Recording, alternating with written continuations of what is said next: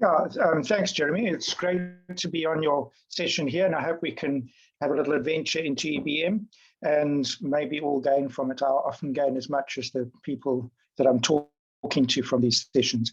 I'm going to put myself off video now just because my line isn't great, but basically, if you can't hear me, please shout in some way, and hopefully we can get re-established. So the idea really is to try and introduce you to some of the sort of one or two of EBM. I'm not going to spend any time boring people with the language, because I think you all know that, and it gets taught at med school ad nauseam, literally. So I'm trying to make it a bit more interesting, a bit more pertinent. There are two ways of going about that. One is to sort of just grab a topic in terms of an EBM topic and meander along there. The other, which I thought we could try today, is to grab a thing that's more practical, which in this case will be COVID and some of the medicines involved in its use, and see if there are any lessons we can learn from the actual way we analyze and use the evidence and turn it into guidelines. So the first thing then is sorry, I'm just muting a call there. The first thing is then to say, where are we going, and is EBM still alive? Well, you know, it's been around for quite a while now. I was on one of the electronic chat groups 20 years ago, where they were still trying to think of a name for the thing. So I've been with it for a while, and it's going from strength to strength. But the question is, has it been captured? And we'll come back to that for a minute.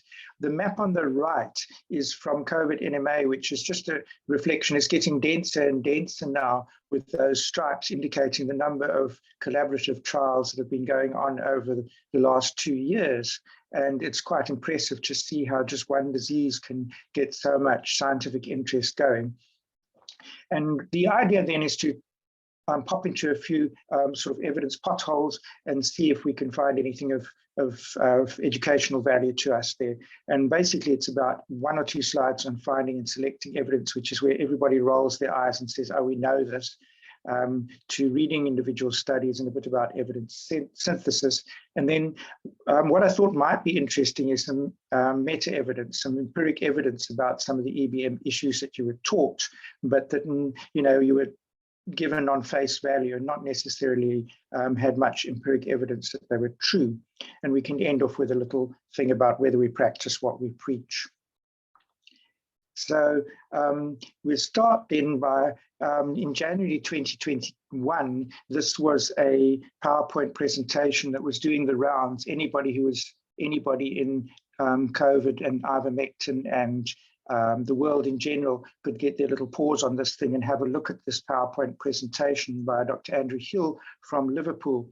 And as you say, it came with a unit aid logo, and it clearly was very legitimate. It was certainly very influential. And we were actually asked at the COVID in NEMLC group what we thought of the study. Here's the list, a very colorful list of some of the trials that he had in his review, and it all looks very impressive. And you can see how the number of patients is accruing there as time went on. They were getting more and more studies from Bangladesh, Egypt, Iran, India, Iraq, Lebanon. You can see the names there. So what did it all end up as turning into? I haven't got all of his slides, but just this one here will give you a flavor for it if you haven't already seen it, which was a meta-analysis for all-cause mortality. And you can see that little black diamond. It's just what everybody's only interested in. They don't look at all the other stuff. Seems to be teetering quite clearly on the side of favoring ivermectin. It clearly saves lives according to this thing, and off we should go and give it. And that's the trouble with it. On this first page, you can already see the problem. And the problem is down here where it says total number of events, and the total number of events was actually relatively small, and the total number of patients entered was still also relatively small, sort of the order of 1,1700. That sounds like a lot of people, but when you look at the sort of trials that we're talking about here, and the fact that some of them were observational and not RCTs, it starts to get more complicated. But let's go into a bit more depth then. and we'll do that over time. Now, at the same time as that came out, or just some months after it, a few months after it, this one came out, which was from Bryant and others, and they produced a quite cogent looking review in a American Journal of Therapeutics. It was not only a systematic review, it was also meta-analysis, and it was a trial sequential analysis, which we'll come back to. But it had lots of really good looking things here. There was lots of trials, there was quite a lot of pretty pictures, there was colors, there's yellows and greens and reds, and that's always good if you see those pretty colors. And it generally seemed very plausible. There's heterogeneity measures, all sorts of good things.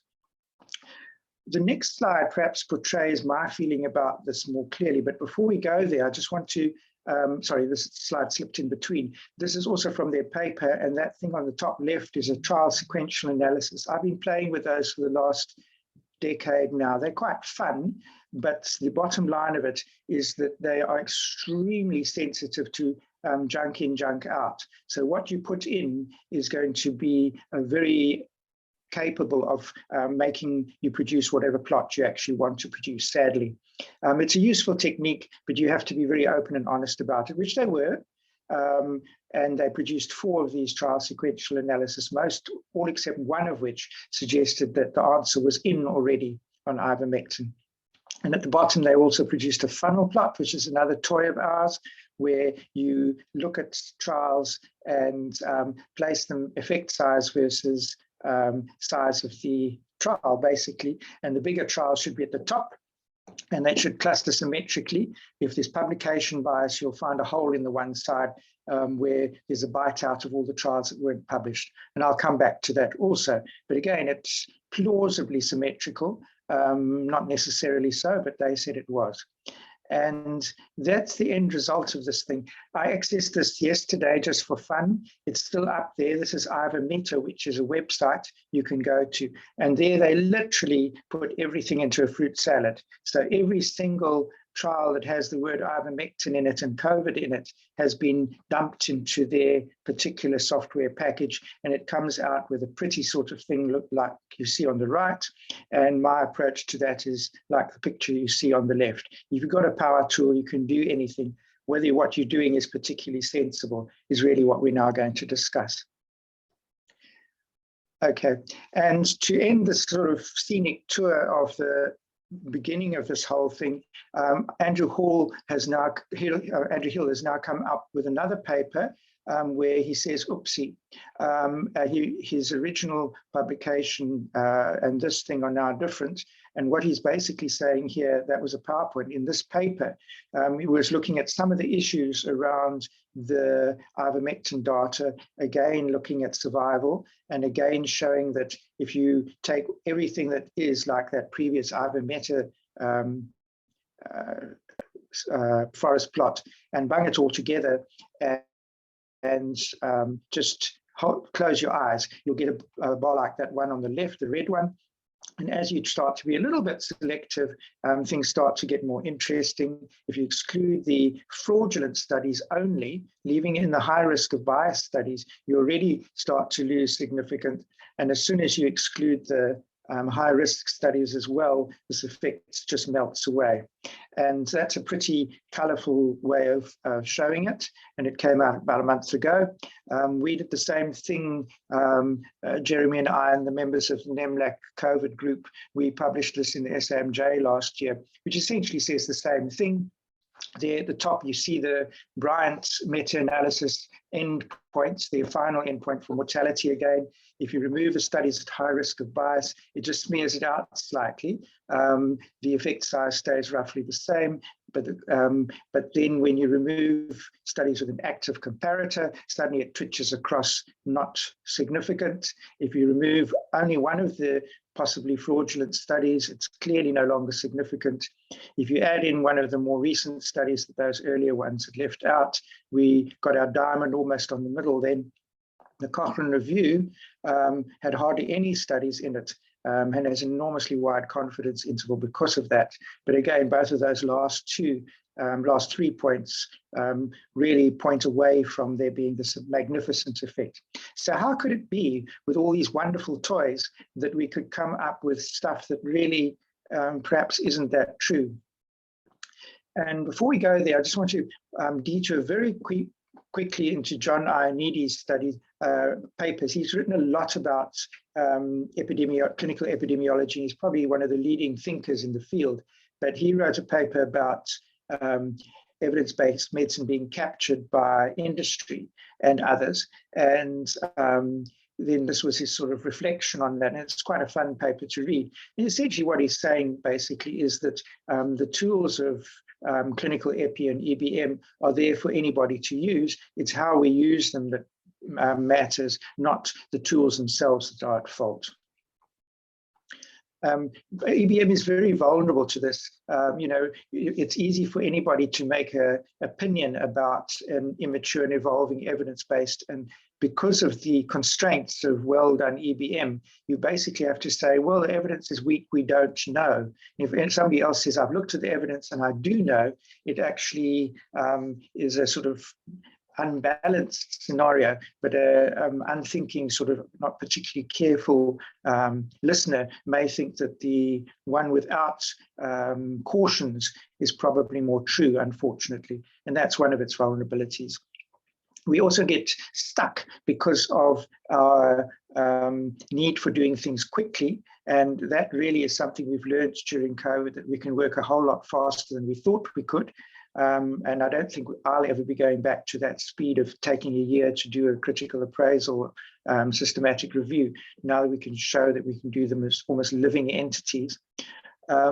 We've been entrapped also by our endpoints. We set very strict rules about what we will and will not look at. And it sometimes means that we have to follow the rules we've set ourselves for a particular review, which may end up in a spot we don't always want to be. But all you can do then is report what you've got and work from there. And I've already alluded to the pseudo EBM, which is a problem with using tools without really knowing what you're doing with them, or knowing exactly what you're doing with them and actually trying to make a point. So basically, ending this little section, then I'm putting a punt for EBM is the basic science of medicine. It's probably in 2022 as important to basic science as physiology, anatomy, and all the others. And we need to recognize that and start using it that way. And it is that. It's a toolbox. It's not a belief system. You don't believe in it or not believe in it. And really just if you see it as a way of thinking, it may well help accept it more easily. And this is quite poignant. That was from April 2020, and people were wondering whether you needed EBM more or less during the pandemic. And they were concerned about whether or not they could use remdesivir because one trial had come out, and we all know where we are with that nowadays. All right, so this is my only slide on finding the evidence. And again, the idea here is that it's really quite interesting to look and see that if you take Epistemonicus, which is one of the newer and better ways of finding systematic reviews, they've got close on 300,000 of the little creatures on their site. It doesn't take long. On page 2, you'll find ivermectin for prevention, the Bryant and Lowry study is right up there as a systematic review you can access and click on and go to. And just above it, ironically, is one of about 4 systematic reviews and articles about bias as a source of inconsistency in ivermectin trials. So it's all there, and it's the problem. Now, which one do you pick out? You can easily pick out whichever one you want, and it's almost like being back at square one. Choose the trial you want and believe it. Now you can choose the systematic review you want and believe it. And really what I'm going to spend some time on is trying to work out which one to take. So looking at Epistemonicus or TRIP will give you the systematic reviews. As you all know, the original article databases are all out there, Lilacs and Embase and PubMed. Cochrane is always a good place to start. But the problem is, whose truth is it anyway? And I'll just make another little detour about repurposed drugs, because it does give us a few clues. And here were some of the things that came up earlier in the epidemic, as you all know, ranging from bleach to chloroquine to oseltamivir and all that. Even metformin crept in the early days. And here's how they were being used. And these are this is a study from BMJ last year, where they basically looked at how different places in the world and different hospitals, they just chose specific hospitals, had completely different takes on all these different agents. Ironically, dexamethasone wasn't particularly well used anywhere, and all the other things were all over the show. And that just reflects the fact that there was a lack of evidence, so anybody's could do what they liked. But as you can see, azithromycin was quite popular in a lot of places. And that really reflected where we were with ivermectin too. We had all these sort of things where you could change your evidence approach. You could attack people on the committee and guideline groups rather than actually dealing with the evidence. Groupthink in social media is always a problem because it causes righteous indignation. It makes it very difficult for folk to actually drill down to the science rather than just using this echo chamber. But it did remind everybody that even though the tools have been hijacked, they were still the sort of bricks of the original articles, which you could either use in your wall or in whatever you were building, or reject if they were of poor quality. And that really is what it's about, is trying to find out whether you can build a decent structure with decent quality original evidence. I'm not going to spend time on this, but it does remind us that if we don't get our EBM right, we actually can do harm. And we've quite a lot of harm happened with ivermectin, as we all know. So I won't go down there now. We can maybe discuss it later. But the issues we're all aware of, we've all seen patients who've come in really distressed about the missed opportunity of not having their ivermectin, which we can probably say with reasonable confidence now doesn't work. And it boils down to this integrity as a clinician. We're not just counselors and scientists. We're also custodians of care, and we have a professional responsibility in how we read and use the literature. So that's what we're doing now. There's too much literature. This is a very, very old picture from the BMJ, but it does reflect it quite neatly. A few years ago, you could just look in one or two books and sort of get there. Nowadays, there's a vast amount of information, and you need teams of people to put it together, and then more teams to read what they've put together, and then maybe you can read the end result and make some sense of that. But you still have to quality appraise that. And this is the last sort of 101 type slide I've got here, but basically a reminder that 5 or 10 years ago, EBM looked like that thing on the left, which was a pyramid with a randomized controlled trial at the top and everything else underneath, which was a very good marketing technique because it did remind people of what we were looking for. But we've since moved on, and we now look more closely at sort of the grade type approach, which still has randomized controlled trials at the top, but looks at quality of everything, okay? Including just because it's RCT doesn't mean it's good. And you really, really will look at inconsistency, indirectness, imprecision, publication bias, whether the effect is large or small, and whether there's a dose response or not, and also whether you can find any confounders that are of interest. So there's a whole lot more thought going into RCT quality rather than just accepting because it's an RCT, it must be good. Relative to the other things, it often is very good, but it's still got problematic areas, which may mean that we have to put them down and literally not use them at all on certain conditions. So that's just saying the same thing again. And it says that before we make a decision, it's about all those other things, besides the certainty and quality of the evidence, is how big a benefit was there actually, how much harm does it cause, how much resource will be used, and all the other values and preferences that could come into it. So the middle bit of this talk is really about empiric evidence, meta-EBM I call it. Are some of the statements that EBM makes about itself actually evidence-based? And EBM people are very good at navel gazing and wondering about these sort of things. So there actually is some data on it, and it might be worth just exploring a tiny little taste of this. I'm not going to take you very deep into it because it does get a bit numbers-wise, but let's just take a bit of the surface and see where we go. So one of the first empiric things, and it ties particularly to something like ivermectin or oseltamivir or anything else where you have a relatively large effect size being touted, And we've seen it with some of the other drugs that have come up recently, molnupiravir also, these things where the original evidence seems to be that the thing works very well, and it's only as time goes on that you see that maybe it doesn't work quite as well. And there's lots of reasons for that. The simplest one is regression to the mean. You may have had a highly select population in earlier studies, and obviously industry-funded studies are designed to keep the playing field as uneven in favor of their products as possible while still retaining high quality. And some of those clues are incredibly obvious in retrospect, but people still don't acknowledge them. For instance, if you look at studies on second-generation psychotropic agents compared to haloperidol, most of the comparator studies actually had very, very high doses of haloperidol, more than you really needed. And surprise, surprise, the side effects then appeared to be higher than with the second-generation agent, which obviously meant that the second-generation agent was safer, except it wasn't. And that's the trouble with that. It's not a level playing field, and it's taken years before that thing has really been acknowledged.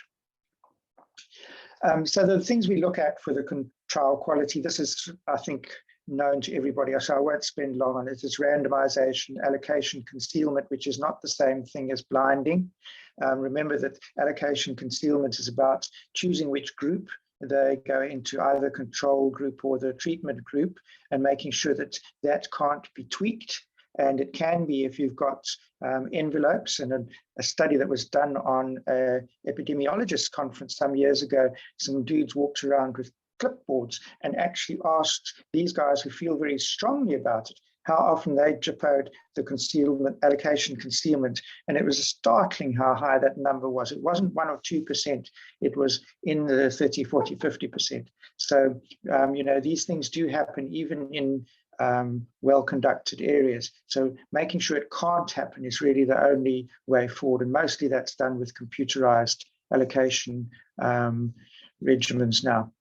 Blinded means that the people don't know what's going on while the study's going on, including the patients.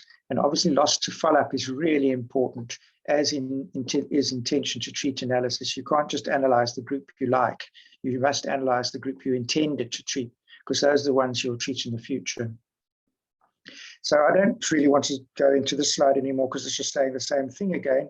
But really, those are the key things we look at when we're looking at trial quality. So is there any evidence really that this effect size diminishes over time? I won't go into the lightning plot, which is the one on the left, in too much detail because they're a bit difficult to explain, but you can sort of see a picture there of a trends that either decline in effect size or increase, the red ones.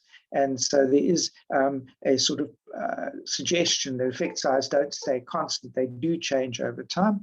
But the more easy to understand one is the one on the right, which is also in psychology, so you don't have to say it's necessarily our discipline, but it's still worth looking at. And as you can see, the effect size when it's there's a small sample will tend to be larger as groups grow into the 500 to 1,000 on the right there. You'll see that the effect size come down quite markedly, almost half. And here's another one from the intensive care unit literature, where they looked at all of these things in terms of small versus large trials and all the basic steps that would be taken in assessing quality. And in all of those things, they found differences between groups of small trials and larger trials. Larger trials tend to be funded by industry, so they tend to be a better quality because the industry does not want to be accused of bad quality trials. So their trials tend to be good from that perspective. But the issue being that larger trials tend to have better quality in terms of those things. The end result of that, though, is this, which is a bit difficult in terms of the numbers, but it's not impossible to get your head around it. So it's an odds of odds. And essentially what you're looking at is the chances that larger trials will give you a smaller effect size. And as you basically grow that thing and accrue larger number of trials, what you find is that the larger trials on average have a less pronounced absolute effect than the ones measured in the smaller trials. And there's a number to quantify it Okay, and that's an important thing, because if you're thinking about a startling effect size from a tiny trial, then it's worth thinking that maybe the effect should be diluted somewhat, and that's a number you could use to dilute it by. Here's another one from the osteoarthritis literature, and again, I won't take you through it in detail, but the number at the bottom there of 0.21 and the differences in effect size is the overall one, and it shows essentially the same thing, that as your trials get bigger, the effect size gets diluted. So there's some empiric evidence for this. So the first healthy skeptic take-home message is, if you see a very large effect size, it might not be true in a small trial. Here's a funnel plot, and this is the funnel plot that we redid from the Hill meta-analysis. And as you can see, it looks very different to the one in Tessa and Lowry and Andrew Bryant's study. And there they got stuff scattered all over the place. Here we just took mortality, and we basically showed that there's just a complete hole on the one side. And the trouble there is that this does suggest small study effect. In other words, that there's either some problem with publication bias, or that it may just be that what we've just seen on the previous slides, because trials are small, they tend to be all on one side and are not giving you a valid, true reading. Okay, so the first pit stop then is small trials yield unreliable measures of effect, and publication bias in a new field is common because positive trials are visible earlier and they skew this apparent effect and are easier to get published, actually, because they're news. If you have a tiny trial with sort of Mickey Mouse numbers and you say, well, we found it didn't work, everybody say, well, it's underpowered, and why do you want to publish that? So they tend to end up in desk drawers. And effect size do seem to drift towards null as more information accrues. All right, so what about these mortality benefits? And what is an important mortality benefit? Now, that's another important question to ask. Just because something's statistically significant doesn't necessarily mean it's clinically important. So mortality clearly is, and it was particularly important in the earlier waves of COVID. And as we're moving through these Omicron type waves, it may become less so. Hospitalisation is particularly important when beds are at a premium, and obviously it's less so when you've got more beds to spare. All right, and now moving on to secondary endpoints, which are another problem. This is sort of at random from that previous slide, but it just is, I wanted to put this one in to remind us that a lot of the data that we see is around secondary endpoints. Always look at the primary endpoint, and if it's null, it's powered for that primary endpoint. So everything else is underpowered and should be seen as hypothesis generating rather than proof. And the little picture there is really just to demonstrate this. What I've done there is I've plotted the probability of one false positive test against the number of tests that you do, assuming they're independent. And obviously, as they lose independence, that that graph will get actually steeper. But as it stands, you only have to go up to about 15 or even less, 13 or 14 tests before one of them will by chance be false positive in about half of the times you do that sort of thing. And as you go up to 10 or 20 tests, you rise to about 80%. And that's an easy one to remember. If you do a full blood count, or LFT, and a U&E on a patient, you've actually done about 20 tests. If you look at all the typed lines of stuff that comes back, and finding one of those outside the normal range should be considered normal, not surprising, the way we sort of get so excited over something that's just slightly at the end of the normal range. All right, so where does this leave guideline developers? These guys, we are all stuck in this space that says we want to give a guideline now, we have to act. And we have to act with the best available evidence, which may not be very good, but it's all we've got. If you wait for perfection, you'll analyze yourselves into a paralytic state and never actually be able to give people useful guidelines. They'll say, well, it'll come next year, and by then the need for them is gone. So we have to sort of balance those two things. And coming out too early can be a problem. I'm not going to tell you all about CRASH 1. Those of you remember it was a study looking at corticosteroid use in head injury. And before then, the guidelines had said, well, it can't do much harm. and it may not work, but we don't know. So let's go ahead and bung it in. And that went on for quite a while until crash 1 was done, which showed quite unequivocally and rather surprisingly for the authors that it actually did cause harm. It killed people. And the estimate doing the rounds at the time was that if you extrapolated the statement, it can't do any harm and it might work, to the population of people who'd been given steroids after a head injury, there were probably 20,000 plus excess deaths because of just that one statement. And this is particularly cogent because it applies to any other drug where you make the same sort of call. It can't do any harm, it might work.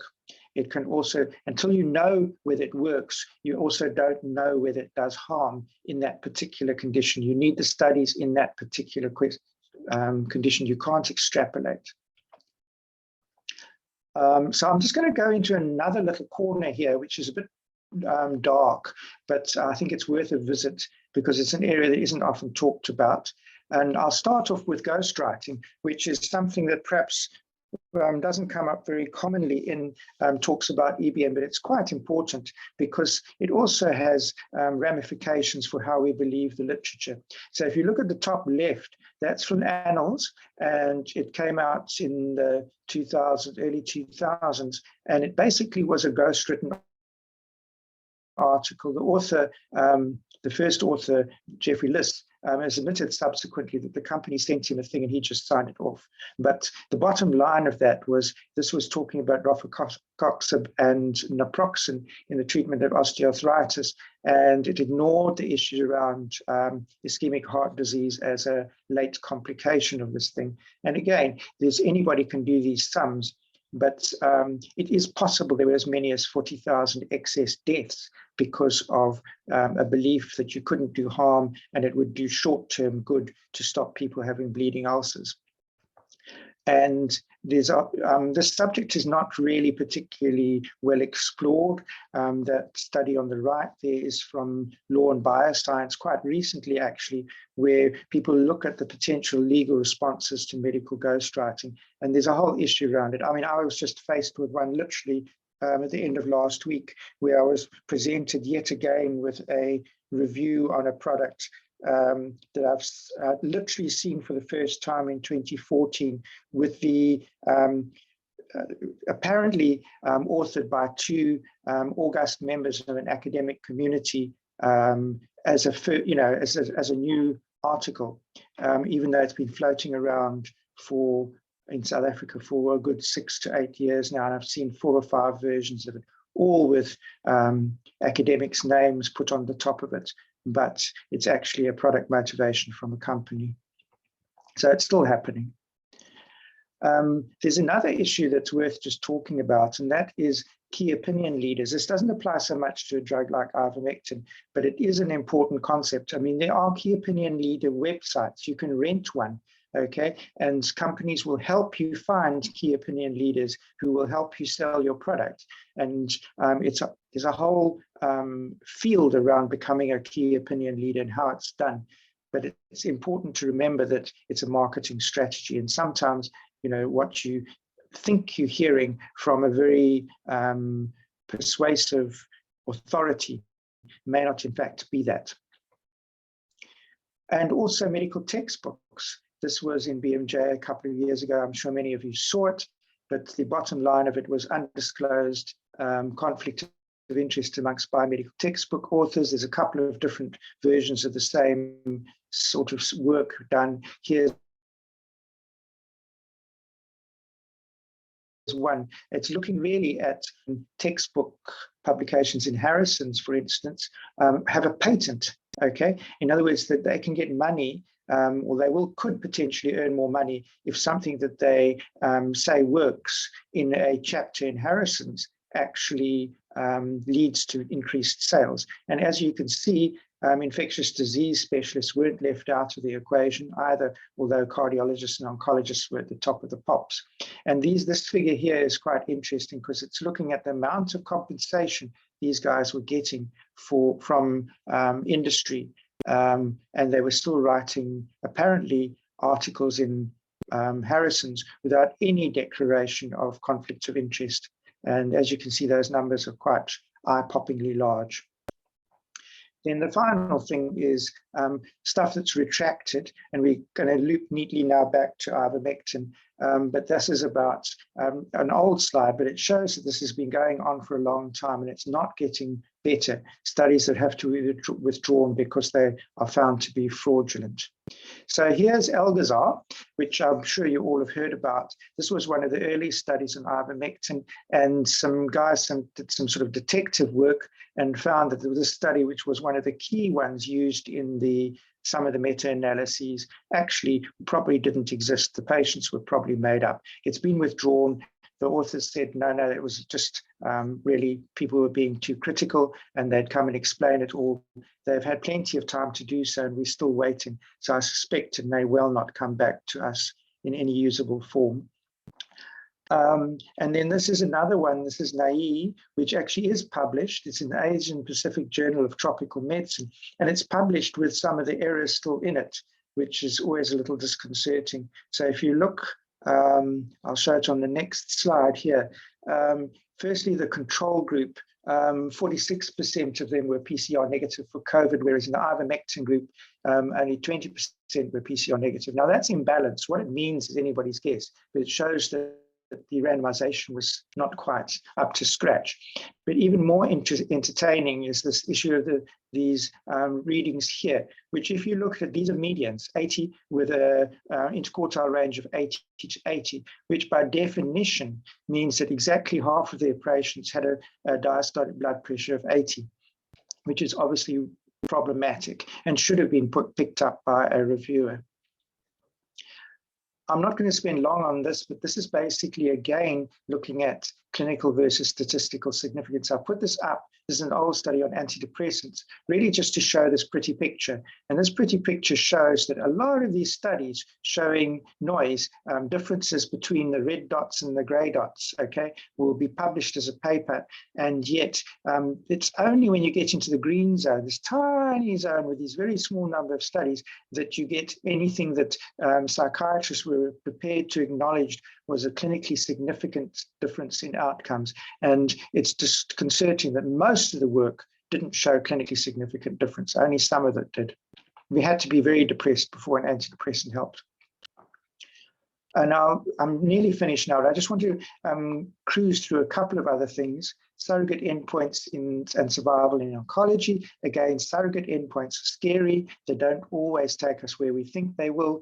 Very poor correlate with low quality studies and these endpoints. But the main issue is that even a high quality study using a surrogate can still get it wrong when it comes to an endpoint that's relevant to patients. Right, so let's just finish off then with a little bit of forest plots, because they're always fun. And here's an old one looking at streptokinase and magnesium. And again, you can see this was trying to explain why they got magnesium so spectacularly wrong many, many years ago with their forest plots and meta-analyses. The streptokinase one, you can see a nice balanced, smooth, symmetrical funnel plot, whereas here with magnesium, all the studies on one side were missing for whatever reason, and you were looking at a biased sampling, and so not surprisingly, your results were going to be wrong. And here's another one, more recent. This is again looking at COVID, and we're looking at the use of chloroquine, absolutely no effect, tiny number of studies in terms of total number of events, but and not all of great quality. They were pooled, they shouldn't have pooled, but when you add it in azithromycin, then suddenly the combination, okay, now both drugs on their own are thought not to be particularly harmful, but when you combine them, again, very small numbers, and probably not enough to call anything on, but just a disconcerting hint that maybe the combination was not without harm. And obviously that might be related to QT prolongation and all those things. So the last pit stop then is about meta-analyses. They're only as good as the underlying trials. And if you've got meta-analyses based on trials with very small numbers of patients, they're very vulnerable to being wrong, basically. So I'll end up then with a concern. We need to be careful with our EBM. We need to actually make sure that we're using it well, and that we follow the rules, but we also do it with our heads switched on. You can use the tools, but you can use them fairly mindlessly or to prove a point. The second one is a little bit more dangerous and a little bit more disconcerting and worrying for me, because it's taking very, very good tools and being willfully blind to the harm that they can cause, particularly when you are working from an area of groupthink. And if you read that meta-analysis from Lowry and co, you'll realize, quite early on that they quite explicitly were using groupthink to make decisions about what they did and didn't want to include. And the consequence is a study that looks very plausible, but in fact is problematic. And we as a society, a professional society, have a sort of responsibility to try and make sure that our professional use of these tools is as good as it would be of a drill used for making a hole for a subdural. It's the same thing. You have to know how to use the tools properly. So that's my slides. It's a toolbox, is EBM. It's our toolbox. We need to practice with as much access to high quality evidence as we can get. Doing so without is problematic. It can be difficult to read, but there's always somebody to help. And it's a scientific process that allows multiple individuals to scrutinize the same information and come to different conclusions, and putting it all together after that is important. It does evolve over time, evidence, and even if you just read the guidelines, make sure that ones you're reading are of high quality and not just eminence-based. Okay, so I'll leave it at that. Thanks very much. Great. Thank you so much, Andy. That's, excuse me, that's fantastic. A really, really nice overview of some pretty challenging topics in some instances, and really, really helpful, I think, to people. For those who want to ask any questions, just stick them in the chat box. Some have been messaging me privately and on the WhatsApp as well. So I'll start with some of those questions, but please do feel free to add others onto the chat box. Andy, you mentioned something really nicely provocative in the beginning. You said it's as important evidence-based medicine as something like anatomy and physiology. So I agree. How far are we in with med school teaching, though? Because it seems like that's not given as much weight as it needs to be. And arguably, I mean, to be honest, it might be more important. I mean, in my profession, if I don't know anatomy, I'm okay, at least vaguely okay. But not knowing EBM is a much bigger problem, I think. Yeah, I mean, it's interesting. It's such a new discipline that people haven't really been giving it the weight it needs, I think. If you look back and see that physiology and all those things have been around for centuries, it's quite easy to, they're established in terms of their place in the curriculum. But in fact, EBM is a very new kid on the block. And arguably, it's probably becoming the most important kid on the block, because if you can't really read this stuff, you're actually at a loss. You are having to succumb to other people's understanding of it. So I would argue that it needs to get in there as something that teachers feel more strongly and convinced about, and that's the problem. It's quite difficult to go past that stage of rote EBM, where people just read the, how to work out a number needed to treat and what an absolute risk reduction is and all that sort of mathematical stuff, and turn it into core day-to-day bedside use. I mean, I do it on a daily basis. I'll ask the interns to guess what they think the pretest probability is of something. If you phrase it carefully enough and don't just say it like that, because if you say it like that, they go all big round-eyed. But you can ask them, what do you think the chances are somebody has this? And you let them think it through. And then you say, and how much do you think that test helps? And let them think that through. You can actually get doing it.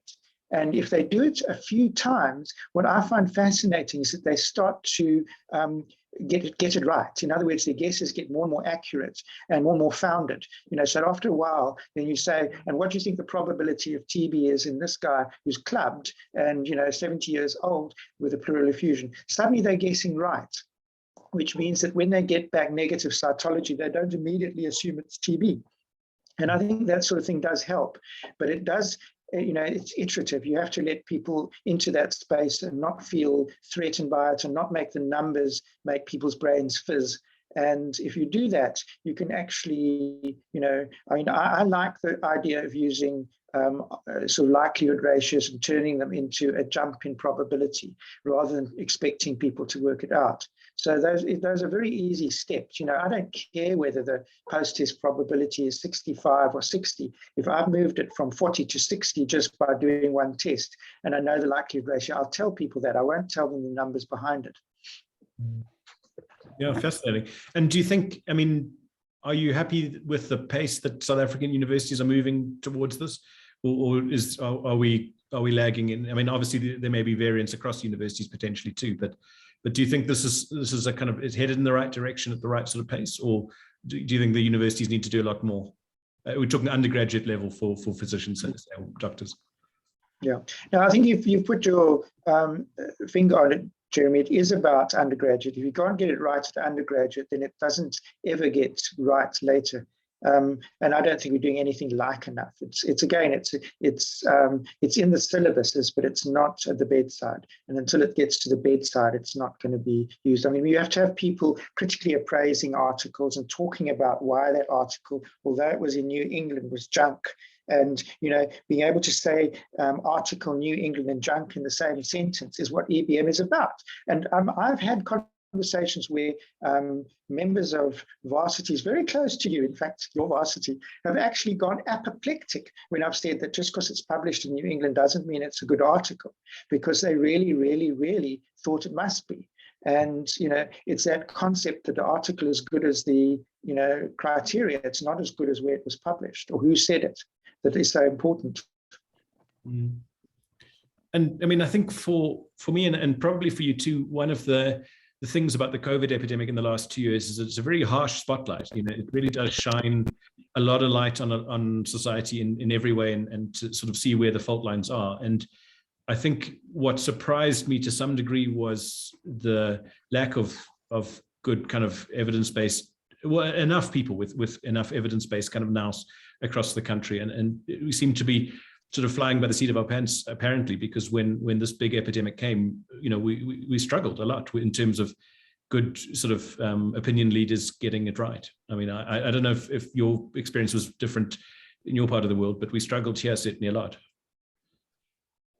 Yeah, absolutely. I mean, I think that there is a gap, and you see, it's what I was talking about with EBM, and it's its own worst enemy sometimes. So, it's basically said that opinion leaders and narrative reviews are problematic and rely on the backroom boys, but the backroom boys want to stay in the back room. And we actually need to find better ways of advertising end results of stuff and getting people involved in discussion. So I don't want to be the one who does a critical appraisal and then it's cast in stone.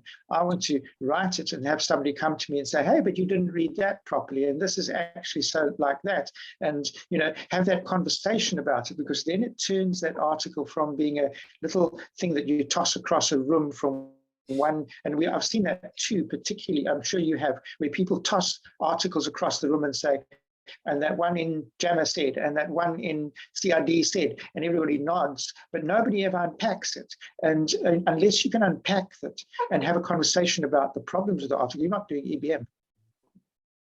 I've got a nice question here from Professor Yunus Musa from UKZN. It's asking about often there's this discord between a small benefit for an individual, which adds up to a big societal benefit from a public health perspective. So he's giving the example potentially of statin treatments or pneumococcal vaccine, where the number needed to treat may be quite large, but as a society, you may still decide that that's worthwhile doing. So he was asking about how to find a balance in a guideline. How do you trade off almost public health with individual benefit, or is there actually no such trade-off?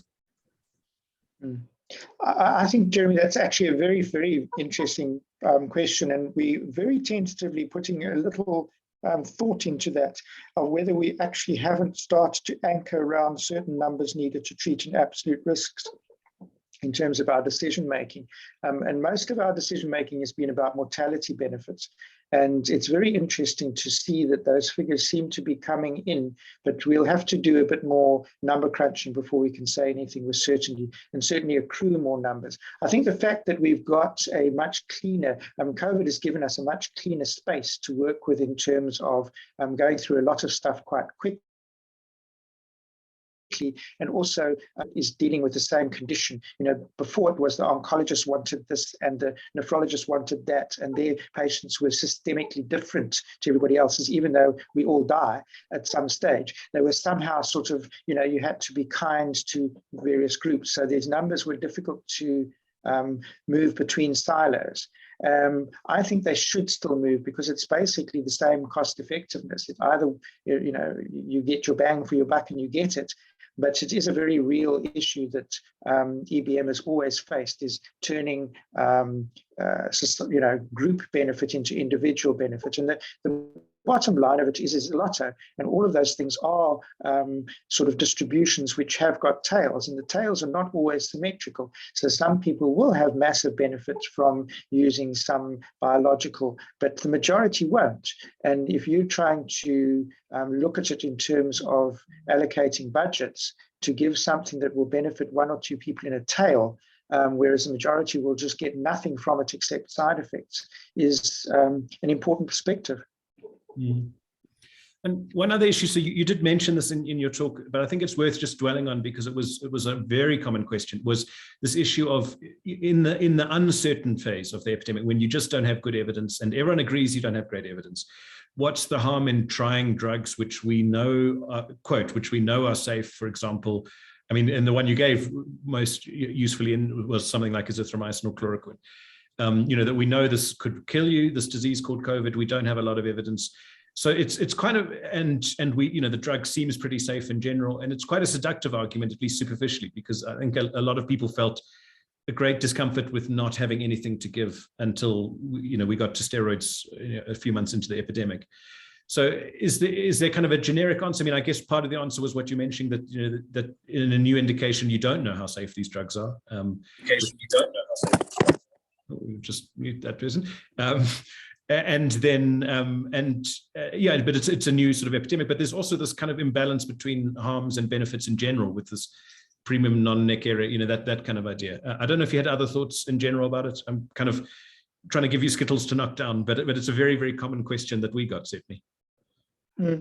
I mean, I did too. I mean, it's all the time, and I didn't get people to believe me either. But it's I keep on thinking about some of the things that we're very, very bad at. We've got enormous egos as doctors. We like to think that we're doing good all the time, and in fact, we don't recognize a lot of the time the narratives that go around. This was brought home to me very cogently by a radiologist of ours who was admitted during the epidemic. It was quite bad COVID, and she and her husband were in beds next to each other in one of the wards.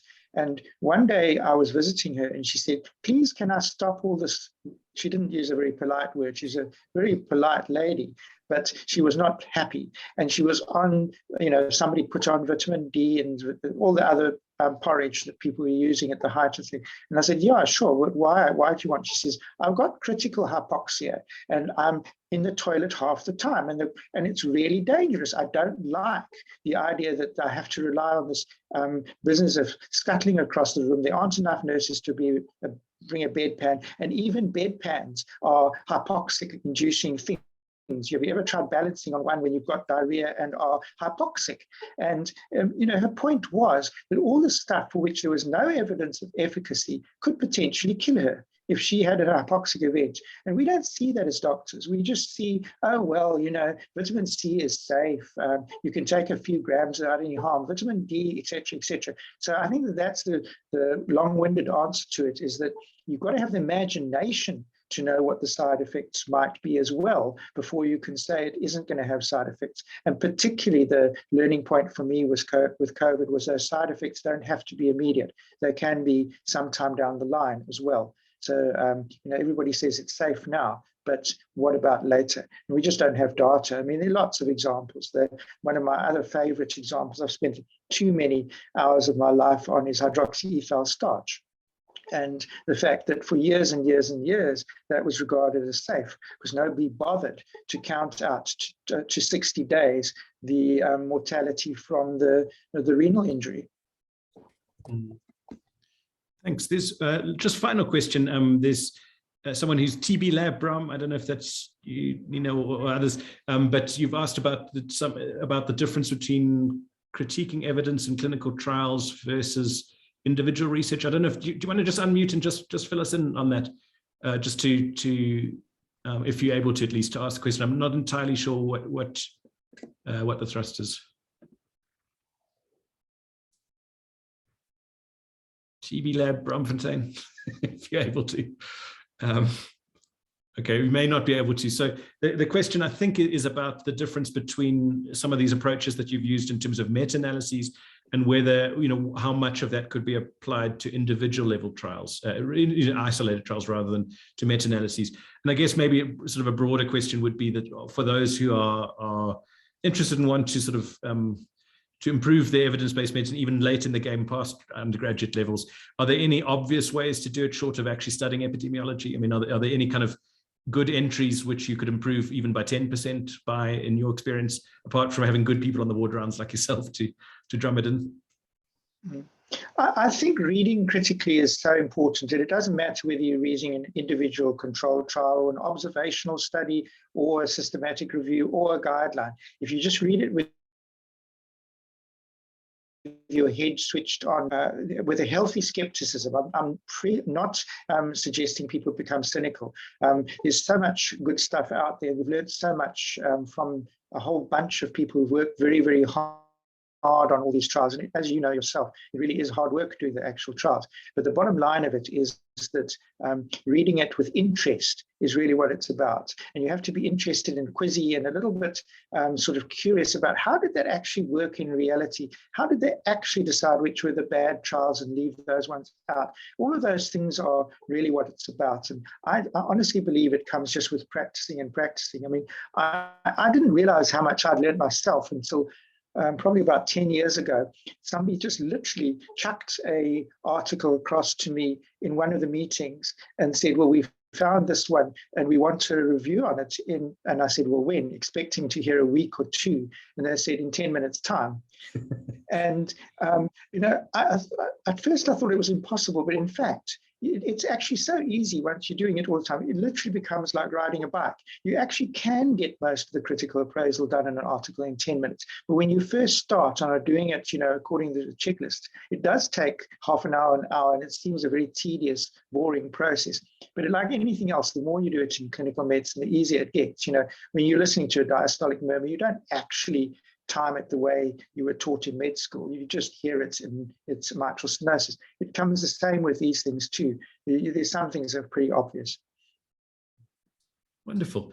Well, thank you again so much for your time. We hugely appreciate it. And it's a wonderful entry into this topic for some people and an update for others, and really grateful for your time and effort. And thanks again. And thanks for all the good work you're doing. You're leading the way in EVM for us at least. So thank you very much. Appreciate it. Only a pleasure. Enjoy the rest of your meeting. Thanks very much. Cheers then. Bye-bye.